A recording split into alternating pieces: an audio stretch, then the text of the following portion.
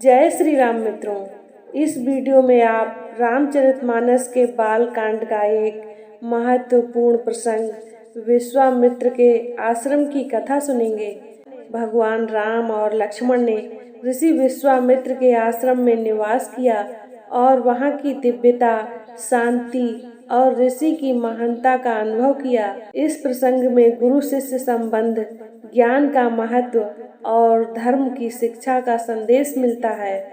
तो आइए मित्रों, इस अद्भुत कथा को सुने और भगवान राम की महिमा का अनुभव करें। विश्वामित्र गहने बनगामी, लई संग राम लखन स्वामी। मित्रों, यह वचन विश्वामित्र के गहन वन में प्रवास करने और राम लक्ष्मण को अपने साथ ले जाने का वर्णन करता है। यह गुरु शिष्य के संबंध की महत्ता को दर्शाता है, जहाँ गुरु अपने शिष्यों को कठिनाइयों और चुनौतियों के माध्यम से शिक्षा प्रदान करते हैं। तो चलिए मित्रों, आज की कथा को प्रारंभ करते हैं। चलते चलते वे वन के अंधकार से निकलकर एक ऐसे स्थान पर पहुँचे जो भगवान भास्कर के दिव्य प्रकाश से आलोकित हो रहा था और सामने नाना प्रकार के सुंदर वृक्ष, मनोरम उपत्यकाएं एवं मनोमुग्धकारी दृश्य दिखाई दे रहे थे। रामचंद्र ने विश्वामित्र से पूछा, हे मुनिराज, सामने पर्वत की सुंदर उपत्यकाओं में हरे हरे वृक्षों की जो लुभावनी पत्तियां दृष्टिगत हो रही हैं, उनके पीछे ऐसा प्रतीत होता है कि जैसे कोई आश्रम है। क्या वास्तव में ऐसा है या मेरी कल्पना मात्र है? वहाँ सुंदर सुंदर मधुर भाषी पक्षियों के झुंड भी दिखाई दे रहे हैं। इससे प्रतीत होता है कि मेरी कल्पना निराधार नहीं है। विश्वामित्र जी ने कहा, हे वत्स, यह वास्तव में आश्रम ही है और इसका नाम सिद्धाश्रम है। यह सुनकर लक्ष्मण ने पूछा, गुरुदेव, इसका नाम सिद्धाश्रम क्यों पड़ा? विश्वामित्र जी ने कहा, वत्स, इस संबंध में भी एक कथा प्रचलित है। प्राचीन काल में बलि नाम का एक राक्षस था। बलि बहुत पराक्रमी और बलशाली था और समस्त देवताओं को पराजित कर चुका था।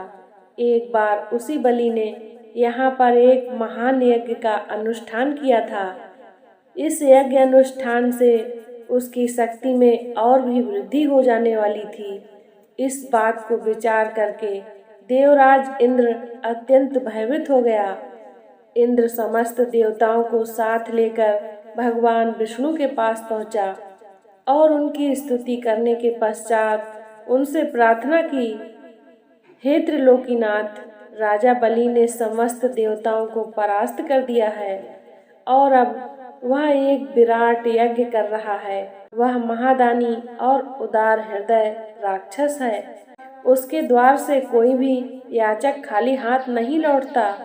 उसकी तपस्या, तेजस्विता और यज्ञ आदि शुभ कर्मों से देवलोक सहित संपूर्ण ब्रह्मांड कांप उठा है। यदि उसका यह यज्ञ पूर्ण हो जाएगा तो वह इंद्रासन को प्राप्त कर लेगा। इंद्रासन पर किसी राक्षस का अधिकार होना सुरों की परंपरा के विरुद्ध है। अतएव हे लक्ष्मीपति, आपसे प्रार्थना है कि आप कुछ ऐसा उपाय करें कि उसका यज्ञ पूर्ण न हो पाए।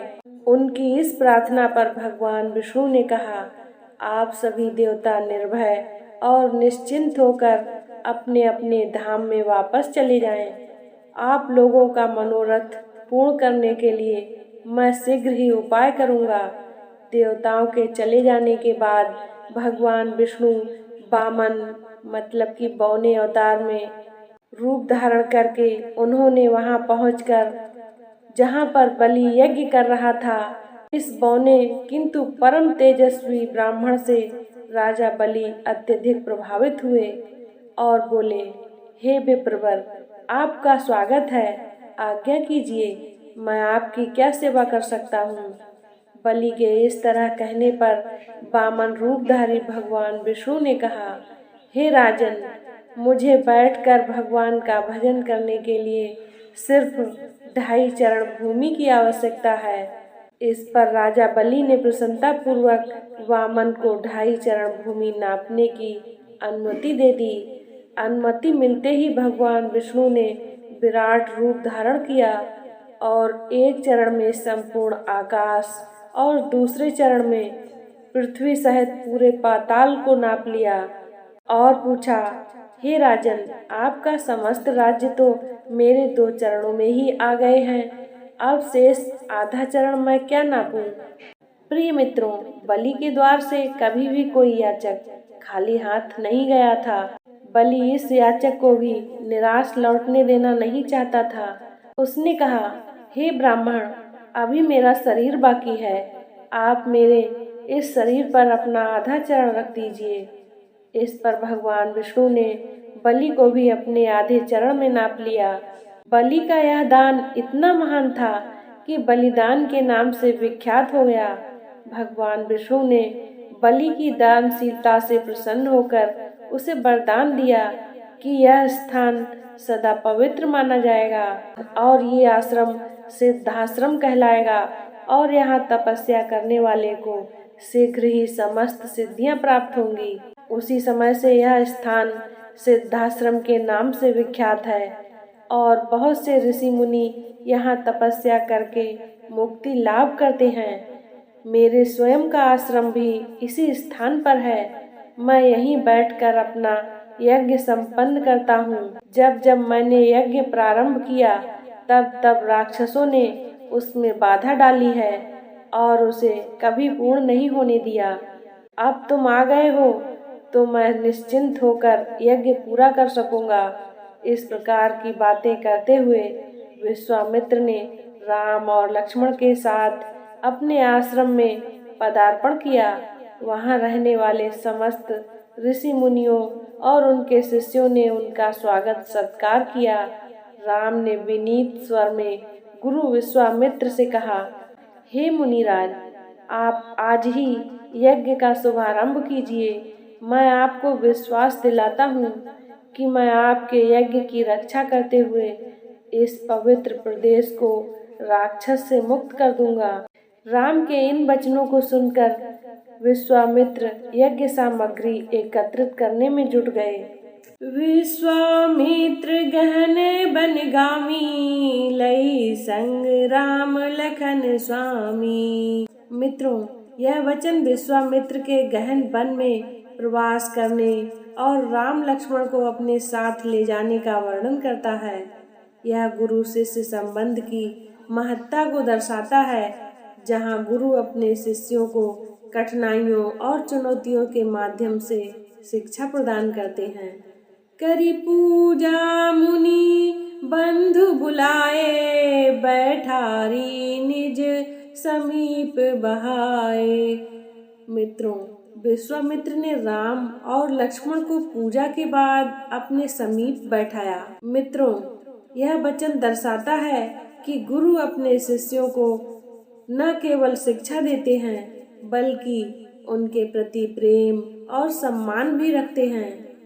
देखी मुनि सुजसु रघुबर कै, कीनी प्रीति उर अंतर जाई। मुनि ने राम के महान गुणों को देखकर उनके प्रति गहन प्रेम और स्नेह अनुभव किया। यह राम के दिव्य चरित्र और उनकी विनम्रता को दर्शाता है, जो हर किसी को मोहित कर देते हैं। रघुपति रखे सारे उपकारी, विश्वामित्र विप्र हितकारी। राम ने विश्वामित्र के लिए हर कार्य को बड़ी ही सहर्षता से किया। यह राम की सेवा भावना और उनके गुरु के प्रति आदर को दर्शाता है। मित्रों, यही सच्चे शिष्य की पहचान होती है। भय प्रसन्न देखी मुनि करनी, रघुकुल मुनि को रूप निखरनी। मुनि विश्वामित्र राम की सेवा भावना और उनके अद्वितीय रूप को देखकर अत्यंत प्रसन्न हुए। यह वचन राम के चरित्र की महिमा और उनकी अतुलनीय सुंदरता को उजागर करता है। प्रिय मित्रों, इस प्रसंग में यह स्पष्ट होता है कि गुरु शिष्य संबंध कितना महत्वपूर्ण है। विश्वामित्र का आश्रम, जहाँ भगवान राम और लक्ष्मण ने निवास किया, वह एक दिव्य स्थान था जहाँ ज्ञान और धर्म की शिक्षा दी जाती थी। मित्रों, यह प्रसंग हमें यह सिखाता है कि सच्चा ज्ञान और शिक्षा केवल गुरु के सानिध्य में ही प्राप्त हो सकता है। गुरु के आशीर्वाद और उनकी शिक्षाओं का पालन करके ही जीवन में महानता प्राप्त की जा सकती है। प्रिय मित्रों, इस वीडियो को देखने के बाद आपको समझ में आएगा कि ज्ञान, शिक्षा और धर्म के प्रति निष्ठा हमारे जीवन में कितनी महत्वपूर्ण है। राम और लक्ष्मण की भांति हमें भी अपने गुरु के प्रति सम्मान और सेवा भावना रखनी चाहिए, ताकि हम अपने जीवन में सही मार्ग पर चल सकें और महान कार्य कर सकें। मित्रों, आज आपने विश्वामित्र के आश्रम की अद्भुत कथा सुनी। हमें आशा है कि यह कथा आपके जीवन में प्रेम, तपस्या और समर्पण का महत्व उजागर करेगी। अगर आपको यह वीडियो पसंद आई हो तो कृपया इसे लाइक करें, अपने दोस्तों और परिवार के साथ शेयर करें और हमारे चैनल को सब्सक्राइब करना ना भूलें, ताकि आप और भी पौराणिक और प्रेरणादायक कहानियाँ सुन सकें। धन्यवाद। मिलते हैं अगले एपिसोड में कल फिर। तब तक के लिए जय श्री राम।